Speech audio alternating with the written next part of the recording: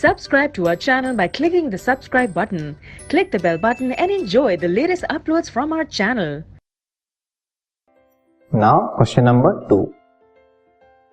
Write the relation between angle of prism A, angle of incidence I, angle of emergence E and angle of deviation D with respect to refraction of light through a right triangular prism.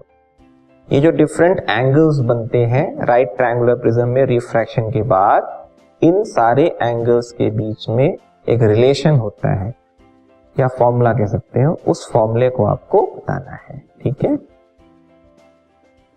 Answer is the relation is angle I plus angle E is equal to angle A plus angle D. Angle I है angle of incidence, angle E है angle of emergence, angle A angle of prism. Angle of prism means वो जो triangle होता है, ऊपर वाला जो angle बनता है ट्रायंगुलर बेस का, उसे बोलते हैं angle of prism. Angle D means angle of deviation. इनके बीच में रिलेशन ये है कि sum of angle of incidence and emergence is equal to sum of angle of prism and angle of deviation. इस फॉर्मूले के बेसिस पे अगर कोई अननोन एंगल है उसको फाइंड किया जा सकता है.